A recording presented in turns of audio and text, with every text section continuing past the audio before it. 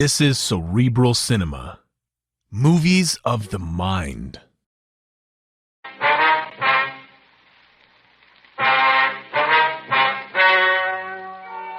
Ladies and gentlemen, the story you are about to hear is true. The names have been changed to protect the innocent. Dragnet is brought to you by Chesterfield, made by Liggett & Myers, first major tobacco company to give you a complete line of quality cigarettes.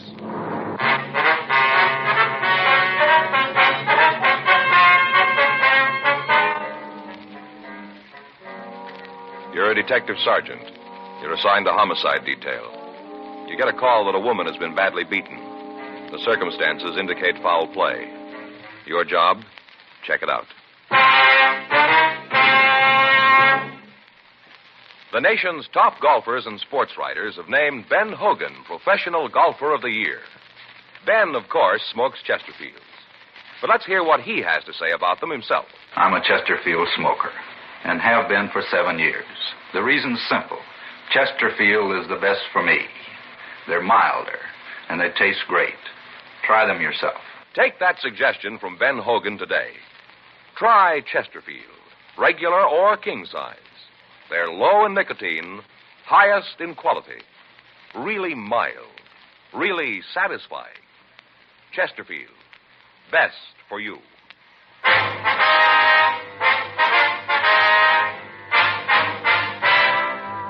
Dragnet, the documented drama of an actual crime. For the next 30 minutes, in cooperation with the Los Angeles Police Department, you will travel step by step on the side of the law through an actual case transcribed from official police files. From beginning to end, from crime to punishment, Dragnet is the story of your police force in action.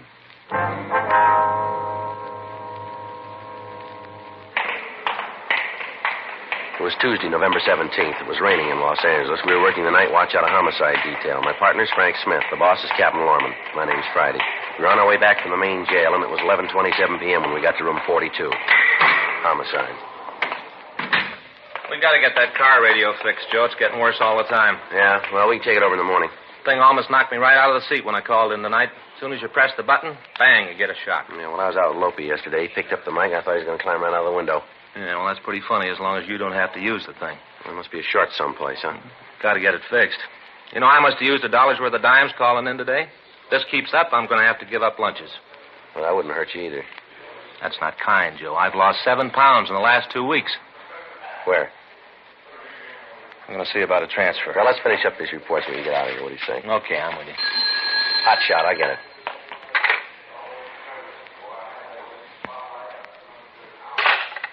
That's a robbery call, bar out in Olympic. Oh, thought for a minute we were going to have to go out. All I want to do is get home and get some dry socks on. My feet are killing me. Yeah, well, I got an idea. If you'll stop talking and pick up a pencil, we can quit on time for a change. Another hot shot. I'll get it.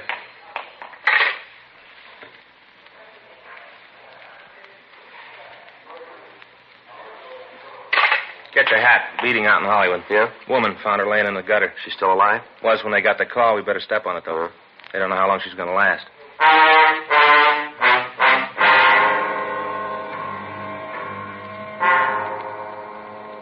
When we got to the address we'd been given by the complaint board, 2 radio cars from Hollywood Division were already there. An ambulance had arrived, and the crew was doing what they could for the victim. She was still alive, but the attendant said that she appeared to have a skull fracture in addition to possible internal injuries. From one of the officers who answered the call, we found that the victim had been sprawled across the sidewalk, her head in the gutter. Due to the heavy rain, a stream of water was running down and into a storm drain. The fact that the drain was above the victim's head appeared to be the only thing that saved her from drowning. The crime lab had been called, and the men from Hollywood Division were doing what they could to keep the crowd back in order to preserve any physical evidence that might have been left. The victim appeared to be a woman in her early 40s. The clothes she wore looked expensive, but they were badly torn. Her face was cut, and the men in the ambulance crew removed her immediately to Hollywood Emergency Hospital for treatment. An officer was assigned to her in the event she regained consciousness. When she was found, her left shoe was missing, and there was no sign of any purse or wallet. None of the people who'd gathered in the crowd could give us an identification of her. The homes in the vicinity were large, and the area was sparsely populated. The nearest house to the place where the victim was found was at least 300 feet down the street. We talked to the people in the crowd and found that the man who'd made the original call was still supposed to be there. We checked with the officers in the radio unit, but they said they hadn't seen him. From them, however, we found that the call had been from the home of a Mr. and Mrs. Roger Heflin. We contacted them, and they came back to the scene and pointed out the man. Frank and I took him over to our car for questioning. All right, Johnson, you want to tell us what happened? I don't know. You called the police, didn't you? Yeah, I called them. You found her? Yes, sir. She was lying in the street like that. I got scared and I called the police. I thought maybe she was dead. What were you doing up here this time of night? Just walking around. You live up here, do you? No. Where do you live? Got a room down a fountain. Let me see your identification, will you, please? Oh, yeah. Here's my wallet. Any money in it? No. All right, let me have it. Yeah, here you are. This your true name? Cecil August Johnson? Yeah. Who's Mary Johnson? I say, who's Mary Johnson? Who's she? My sister. Is her address here on the card? Yeah. Hey, you aren't going to call her, are you? You aren't going to call her. Why? Well, she'd be pretty sore about it if you did. She don't like for me to get mixed up with cops. She don't like it at all. You ever been in an institution? State institution. You ever been in one? Yeah. I was in Camarillo once. How long ago did you get out? Oh, long time ago. 3 days. Long time ago. I haven't been there for a long time. What were you there for? Molesting people. Who? I was in Camarillo. Why'd they send you there, fella? To get well. From what? Just well. Yeah, we know. What'd they want you to get well from? I was never in Camarillo. You haven't been drinking tonight, have you? I said, you've been drinking. Yeah, a little bit. Where? Bar down Highway Boulevard. When they sent you to the hospital, what was the reason? I never been to hospital. You told us that you'd been in Camarillo. Well, that was to get well. Now, look, fella, we asked you before. What for? They thought I was molesting people. Were you? No, I didn't hurt anybody. Did they say you did? Yeah. Who? A lady, they said I hit her. Did you hit her? Huh? I said, did you hit the woman? No, I never hurt anybody. You know who the woman is that you found? You aren't going to call my sister, are you? Do you know who the woman is? What woman? Now, look, fella, pay attention. The one you found tonight. Yeah, I've known her for a long time. What's her name? Grace. You know her last name? Do you know her last name? No. You know, I never really been in Camarillo. I just told you that. That's so. Why? I don't know. Just sometimes I like to do things like that. I don't have no reason. I just like to do it. Like, once I told my sister I killed a man. She almost fainted. I just like to do that once in a while. Things get dull. I like to get them started. Where'd you meet Grace? Bar down in Hollywood. I go in there all the time. I met her there. Did you meet her there tonight? Yeah, she was there. Said she had a fight with her old man. Said they had a real beef. She told me he hit her. Belted her right in the mouth. What do you think of a guy do a thing like that to a woman? Any man do a thing like that, he's no good. No good at all. They said I did it, too. Told my sister I hit a woman. Who said that? Other cops when they arrested me. When was this? When I was at Camarillo to get well. You under a doctor's care now? No, I got real well at Camarillo, real well. They let me go. You just got through telling us that you'd never been there. I'm a liar. You can't believe anything I say. I'm a real liar. My sister's all the time saying that about me. She says I'm a liar. That's one of the reasons she used to get sore at me. I'm such a liar. I was never there. You know where this Grace lived? No, I think it was up on Ledgewood Drive. I think that's where it was, on Ledgewood Drive. You know where the house is? I never saw it. I was going to go up there one day and punch your old man in the nose. You know, because he hit Grace. I was plenty sore about it. He gave her a black eye. I was plenty sore. But I didn't. You know why? You tell us. Because I thought my sister'd get mad at me. She always gets mad when I get in fights. And when I lie. She get real sore. She's got no sense of humor. Yeah. There's a guy at the hospital who had a real sense of humor. He was funny. He had a piece of inner tube and he wore it like a hat. Floppy, you know? He had a real great sense of humor. But my sister, she don't like anybody to laugh. How many times you been arrested, fella? Maybe a couple. Here in Los Angeles? Yeah, all the time in L.A. Cops here don't like me. They got no sense of humor. None. Never saw such dull cops. All right, Johnson, you wait here. We got a few things to check out, and then we want to take you downtown. You aren't going to arrest me, are you? We'll see. Well, I hope not. My sister, she'd be real sore. Johnson? Tell me something. Did you hit her? You mean, did I hit Grace? Is that what you mean? That's what I mean. No. I met her tonight, and she asked me to take a walk with her. To take a walk, that's all. Then all of a sudden, she was lying on the ground. I was pretty drunk. I didn't know what happened. Just all of a sudden, she was there, and I got scared, and I called the cops. But I didn't hit her. I wouldn't do a thing like that to Grace, not me. You believe that, don't you? Well, don't you? You got to buy it. You got it, because it's the truth. Is that right? Sure. It's the truth. Every word. Well, you said it yourself, didn't you? You're an awful liar. 12:52 a.m. Well, one of the officers from a radio unit stood by with Cecil Johnson. We talked with Lieutenant Lee Jones from the crime lab.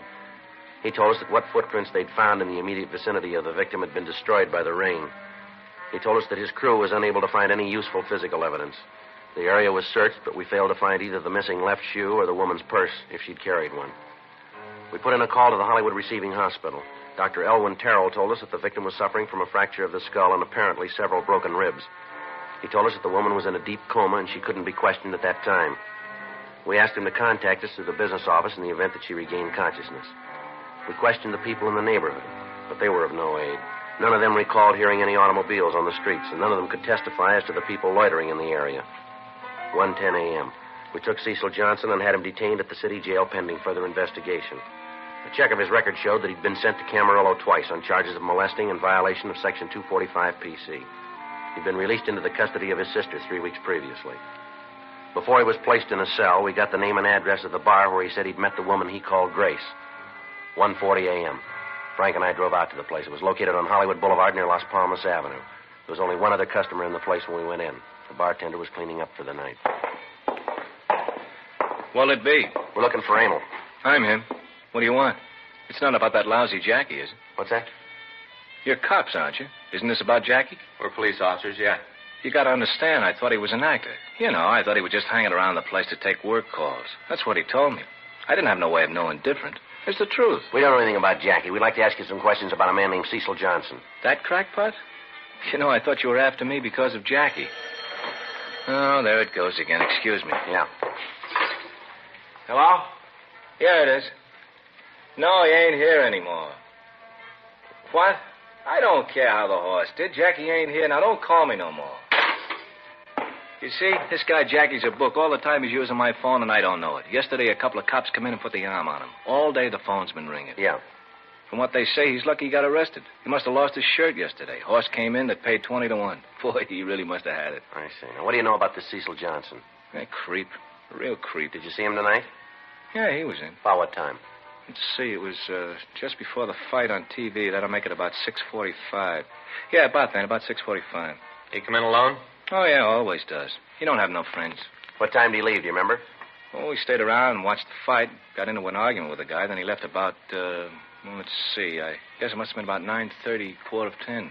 You know a woman named Grace? We understand she's in here quite a bit. Grace, huh? Well, we got a couple of Graces come in here. What's yours look like? About 42, dark hair, wearing a tweed coat. Excuse me a minute, huh? Yeah. Hello? Yeah, it is. No, he's not here. He won't be back, so stop calling. I don't care if it did pay that. Look, Bud, I got no part in the action. Now, forget the number, huh? Jackie's gone. He's in the can. Yeah, he's pinched. Now, lay off, huh? Now, let's see. Dark hair, tweed coat. Oh, yeah, that'll be Grace Dillon. Dillon? Yeah, she's pretty much of a regular. Dillon. Yeah, I guess so. Dillon. I guess that's the way to spell it. Well, what's all the questions? Something wrong? What time was she in here tonight? Who says she was? Well, that's what we understand. Oh, yeah, well, there's nothing wrong around here. No reason not to cooperate. She was here, come in about 8. What time did she leave? Well, I guess it was 9:30, 9:45. Did she leave alone? I gotta think about that. All right. Lots of people in here with the fights, you know. Let me think. I'm gonna tear that thing right out of the wall. He ain't here. He's been pinched. I don't know when he'll be back, and I don't care. You know, come to think about it, I think she left with that Cecil. Johnson? Yeah. Did either one of them have much to drink, do you know? Well, Cecil had a couple of beers. It's all he needs. Don't take much with him. How about the Dillon woman? She was feeling no pain when she got here. Really carrying a load. I finally told her to take a walk, told her I couldn't serve her no more. That's when she left. Her and Cecil were sitting right there next to each other. When I told her I wouldn't pour no more for her, she got hacked and her and Cecil left. You know where she lives? Not right off. I can look it up. We keep a list of people who come in here. Send them announcements about things, like when we get a new piano player, things like that. I see. I can look it up for you. Just take a minute. Fine, thanks. C, A, B, C. Oh, here it is. Darby, Dexter, Dibbs. I wished he'd come in and pick up the tab we're carrying. Oh, let's see here. Here it is. 2917 Ledgewood Drive. 2917. Thank you. You can take the card if you want. Don't make any difference to me if she never comes back. The way she carried on tonight. People just don't understand. What's that? You can just serve them so much. After that, you're pouring 100 proof trouble. You got to shut them off sometime. Uh-huh. She ever come in here with her husband? Dillon? Yeah. A couple of times. Quite a while ago, though. They came in late one night, sat back there in the booth, had a couple of quick belts. He drinks Irish whiskey, likes it neat. Had a big beef. I finally had to go back and ask him to go out. He's a real bum. He's mean. Mm-hmm. Yeah. The kind of guy where to know him is to hate him. You know the kind? Yeah.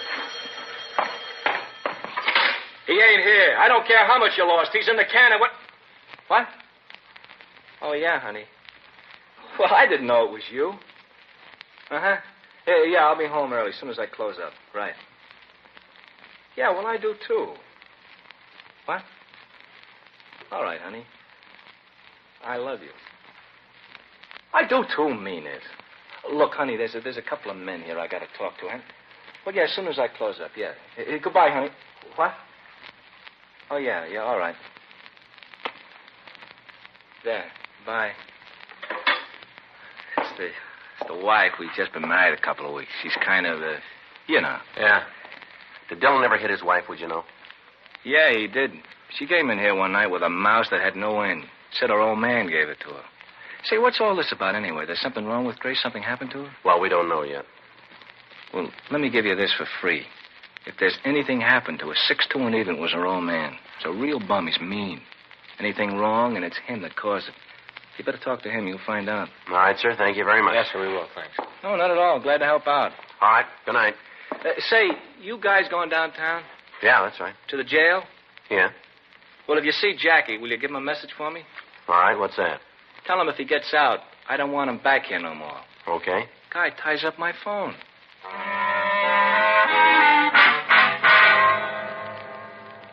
$2:26 a.m. We got a description of the victim's husband and checked the name through R&I. We were unable to come up with any criminal record on him.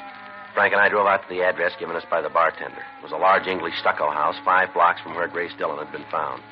We rang the bell and waited. An elderly woman answered the door and told us that Herman Dillon was not in. She explained that she was a babysitter and that she'd been called to take care of the couple's 3 children. She went on to say that Mr. Dillon had left the house at approximately 10:15 p.m. and had not yet returned. We called the office and arranged for a stakeout to be set up on the house. While we waited for the officers to arrive, the babysitter told us that the Dillons had constant fights. She said that on several occasions, Mr. Dillon had threatened to kill his wife if she didn't spend more time at home taking care of the children. She went on to explain that there'd been an argument that evening, and that after a loud fight, the wife had left the house. After she'd been gone for over an hour, Herman Dillon left to find her. 3:02 a.m. The officers arrived. We asked them to wait for the husband to return and then to notify us immediately. Frank and I drove downtown and checked into the crime lab. We talked with Lieutenant Lee Jones regarding his findings. He told us that he'd gone over the victim's clothing, but he was unable to find any physical evidence to help us in finding her assailant. 3:46 a.m. We checked into the office and put in a call to the hospital. How do you spell that, Doc? Huh? A-D-E. Yes, sir. Well, do you have any idea when that might be? I see, sir. Mm-hmm. Well, if you'll let us know. Right. Yeah, the business office here will know how to reach us. Right. Thanks again. Good night, Doc. How is she? Well, the doctor says he's finished his examination. She's got a frontal bone fracture, 3 broken ribs, cuts, and contusions. She going to be all right? Yeah, you think so. Says she might come out of it any time. Says it looks like she might have been thrown from a car. Well, that'd explain the missing shoe and purse, wouldn't it? Yeah. You have any idea when we can talk to her? No, might not do any good anyway. What do you mean? Well, the doc says this kind of fracture can produce a retrograde amnesia. Huh? She won't remember anything.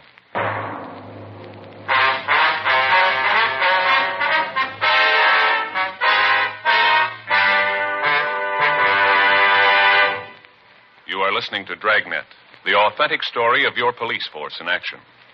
It's taking place at your dealers, cigarette dealers coast to coast. Smokers by the thousands are now changing to Chesterfield. Join them today, and you'll be smoking the only cigarette that gives you proof of low nicotine, highest quality. I want you to know that's a matter of record. And so's this. As I've been telling you, Chesterfield is the only cigarette with this proven record with smokers. No adverse effects to the nose, throat, and sinuses from smoking Chesterfields. Good reasons why you should change to Chesterfield? You bet. Ask for Chesterfield, regular or king size, best for you.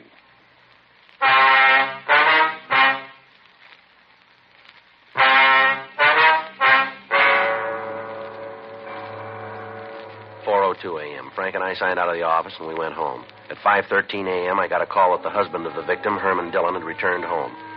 The officers who called said that they were bringing him down to the city hall. I got in touch with Frank, and by the time we got to the squad room, Dillon was already there. He appeared dazed and acted as if he'd been drinking heavily. We sent out for some black coffee for him. He apparently didn't know what had happened to his wife. What's all this about, anyway? What are you dragging me out of my house like this for? Got a few questions we want to ask you, Dillon. What do you got that's so important you got to go through it at 6 in the morning? When'd you see your wife last? About 7:30 last night. Why? How do you and your wife get along? We've been married for 10 years. Not much of an answer, mister. You're not married. Been married 10 years, and it's an answer. Been married 10 years, it's all the answer you need. Well, maybe you better spell it out for me. After that long, you have a few disagreements. Bound to. You know, being together all that time. You and your wife have a disagreement last night, did you? Yeah, we had a discussion. What about? I don't think that's any of your business. Yeah, well, maybe it is. Now, what'd you argue about? Her running around. Wasn't a real argument, just a discussion. The way we got it, it was more than that. And you got it wrong. We heard you hit her a couple of times. That's a lie. I might have shoved her a little. She had it coming, though, all the time running around. We got 3 kids, 3 little kids, and she doesn't care that for them. Always going out, hanging around those cheap bars, boozing it up. I came home the other night. She'd walked out and left the kids all alone, all by themselves. Didn't even get a sitter for them. Where you been tonight? Why? Why do you have to know that? You want to tell us? Yeah. After Grace and me had the fight, she walked out. I waited for her to come home. Then when she didn't, I went out to find her. Did you? Did you find her? No, I looked all over for her. All the bars along the boulevard, but she wasn't there. Where you been since the bars closed? Walking around. In all this rain? Yeah.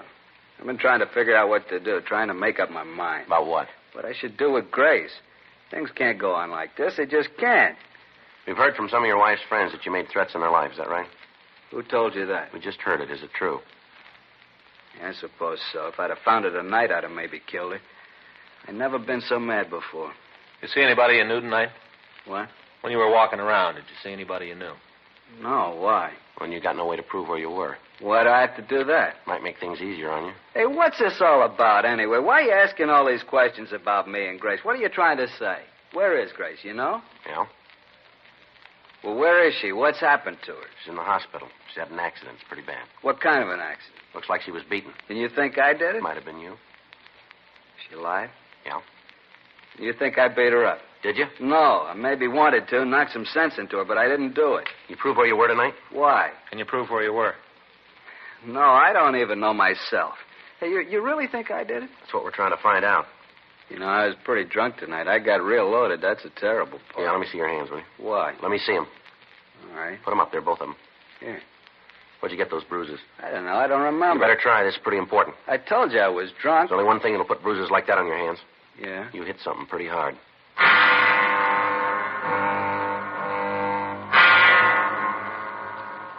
Herman Dillon was detained pending further investigation. We'd called the hospital, but there was no change in Mrs. Dillon's condition. Because of the lack of physical evidence, her testimony was essential in apprehending the person who'd beaten her. We had 2 prime suspects. Cecil Johnson, who was known to have been in her company when she left the bar. Johnson's record indicated that he was capable of committing the crime. On the other hand, the victim's husband had stated that he might kill her. He was unable to explain his movements at the time of the attack. The only person who could tell us the true story was the victim herself, and we had the doctor's statement that she might not remember the events immediately leading up to the beating. At 10:14 a.m. the following morning, the officer called from the hospital telling us that Mrs. Dillon had regained consciousness and could be questioned. The doctor told us that she was calling for her husband and asked that we bring Dillon with us. We went by the city jail and picked him up, and then we drove over to the hospital. The doctor told us that Mrs. Dillon was in a weak condition and that we couldn't talk to her at any length. Frank, Dillon, and I went into her room and waited for her to open her eyes. Is that you, Herman? Yes, dear. You're not mad at me, are you? You're not still mad at me? No, dear, I'm not. Oh, that's good. I was afraid you still were mad. You know, Herman, you shouldn't have hit me like you did. I know maybe I had a reason, but you shouldn't have hit me. Can you tell us what happened, Mrs. Dillon? Who are you? Police officers. What are you doing here? Trying to find out who did this to you. It wasn't anybody did it. Ma'am? It wasn't anybody. I did it myself. Silly did it all by myself.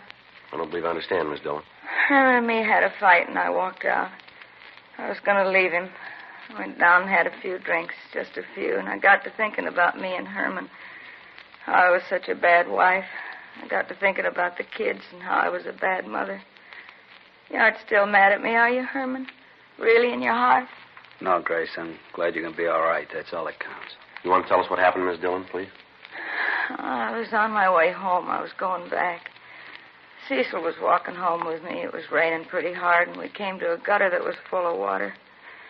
I stepped up on the curb to go around it. I didn't want to step in the water, and I fell.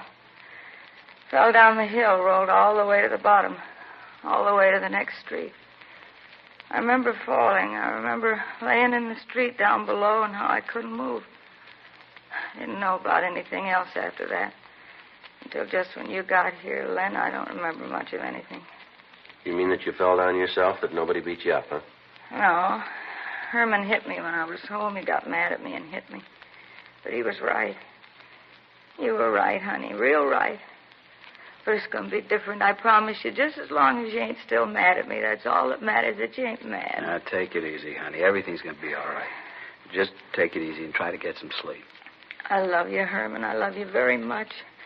And I'm going to make it all up to you, all the bad times.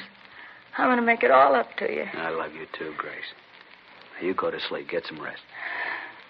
All right, honey. All right, thank you, Miss Dillon. We better go.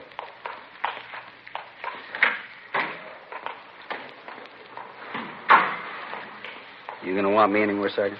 No, I don't think so. Wonder if she means it. If she really does. What's that? About making it up to the kids, how things are going to be different. Well, I don't know. She said she would. That's just it. She said it so many times before.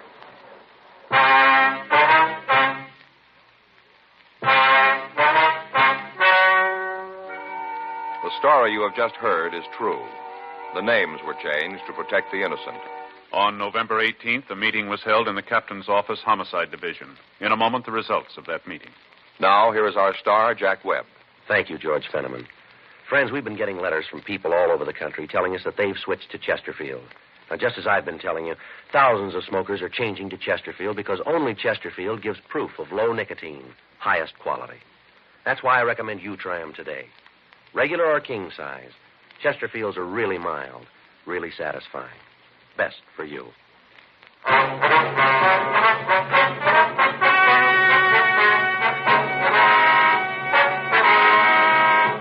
Since no crime had been committed, no legal action was taken against Mr. and Mrs. Dillon.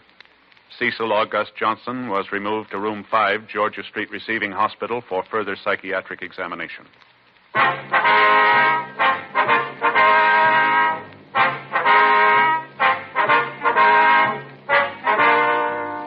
You have just heard Dragnet, a series of authentic cases from official files.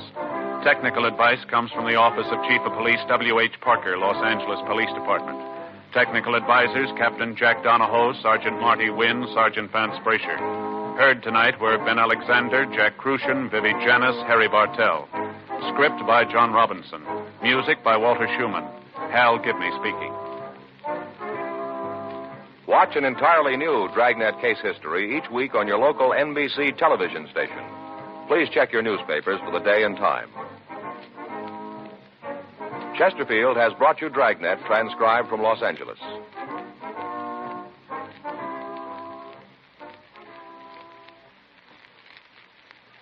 Have you tried new cork tip Fatima? It's the smooth smoke with Fatima tips of perfect cork.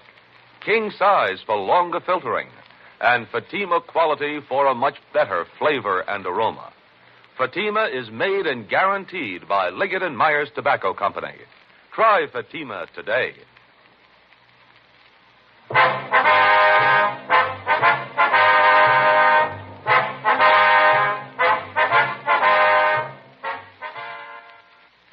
Hear Frank Sinatra as Rocky Fortune tonight on the NBC Radio Network. Cerebral Cinema hopes you have enjoyed this movie of the mind.